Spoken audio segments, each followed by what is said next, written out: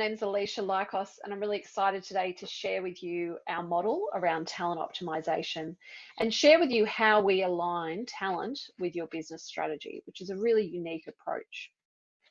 I'd like, I guess, to first share with you that often organizations see strategy and talent as two separate things. But what we need to do is really look at how the talent is set up to deliver on that strategy. And we've got a really unique approach to share with you. When we look at some of the research around surveys that have been done in the market, looking at CEOs and executive teams' priorities, strategy development is right up the top with a key priority for them. And you can see talent strategy is not far behind. So what we're able to do with our model is really combine the two, which is really exciting. And often organizations treat them as separate buckets and separate programs, but they actually need to be interlinked. Often organizations, I guess, palm that talent strategy off to HR or your people and culture division.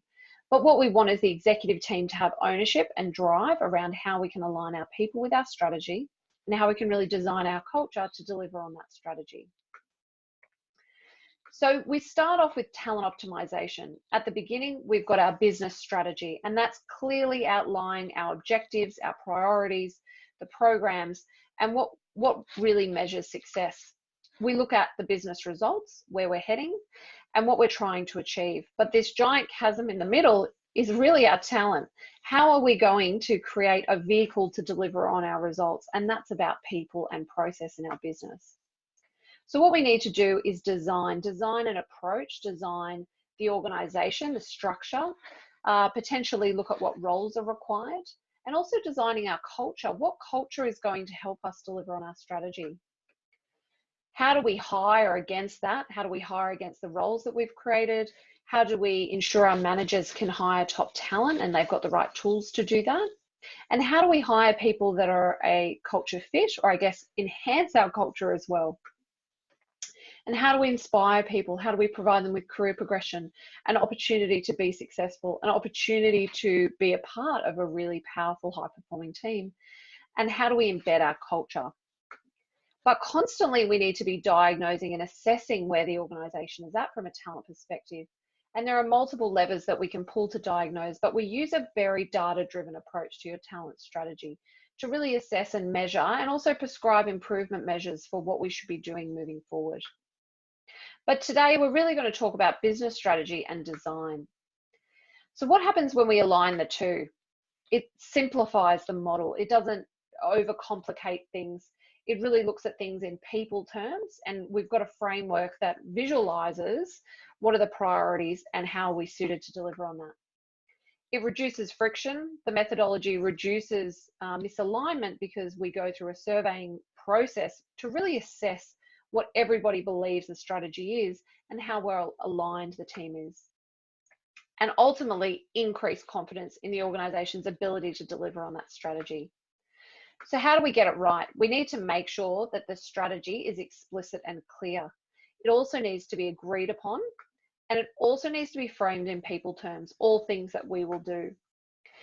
Now, when we actually look at strategy mapping, there are 4 types of key strategic activities. Firstly, we have exploring, and this quadrant looks at more new opportunities, new ventures, innovation, more broad, very vision driven, and it's all about new products, new services, things that are unique.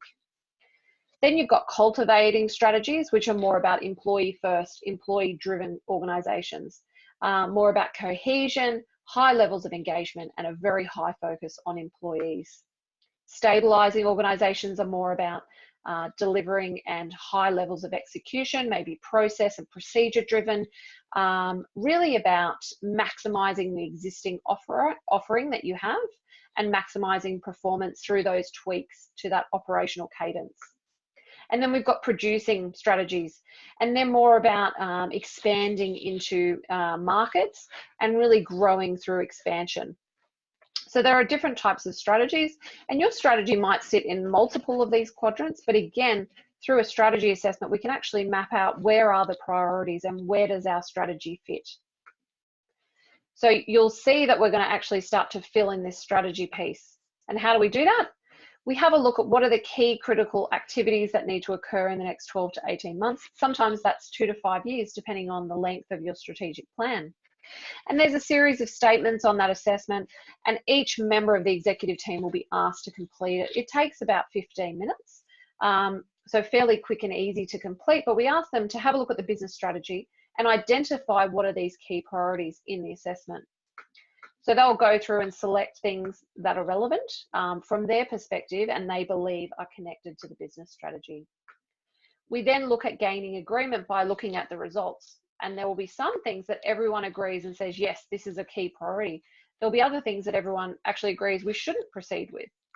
But ultimately, there's always a part of the assessment where there is an element of misalignment and disagreement about whether it's a priority or not. So we run a workshop to gain agreement with the group and really come back to the business strategy, get agreement, and then we can map it in the quadrant.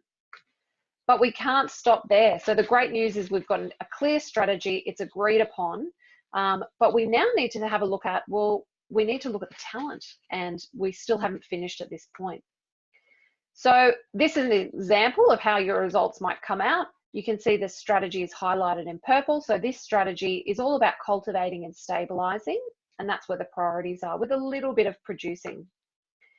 Now we need to map our people. So similar to we had quadrants for the strategy, we've mapped leadership and behavioral styles into those same quadrants. So exploring profiles will fit these behavioral preferences, the mavericks, persuaders, captains.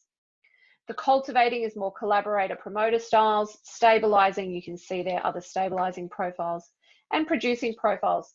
And again, we go into more detail during the workshop, but as all members will take the predictive index behavioral assessment, we get a deep understanding of their personal drivers, what motivates them and what's their natural workplace style. Now, that's not to say that they can't operate in another quadrant, but it's to say that they'll have certain preferences that will lead them to lean into a certain quadrant. Now, once we actually overlay your business strategy with your talent strategy, you can see the talent strategy is there in dark blue and dark purple in that outer quadrant. And you can see that there's a little bit of misalignment here in terms of the leadership team's preferences and where we're heading. And we've got 4 levers that we pull and we facilitate in that offsite we do with the executive team. So we've got strategies of how we can ensure that we can deliver on that strategy. We might look at another layer down. We look at leaders transitioning over to other quadrants and where they're likely to play really well as well. But we've got those levers that we can pull to make sure that we can truly deliver on the strategy. And lastly, we think about the organization's culture. So we can't just go out and create a talent strategy and a business strategy and not think about the culture. So we must design a culture that is going to help us deliver on that business strategy. It cannot be done in isolation. For example, if we have a stabilizing business strategy and that's the focus, it needs to be around formality, structure, process, rules. It'll be around reliability, efficiency, probably service excellence. We're not going to select values and a culture that's around exploring and innovation and new ideas and taking risks. We need to make sure that our culture is aligned with our strategy. And this is how all of it interlinks very nicely in the software through science and data. So we run a workshop with all of this pulled together to gain alignment. And it's all about taking action and what needs to happen next. I hope this has given you a little bit more insight into the work that we will do. And if you've got any questions, please do reach out.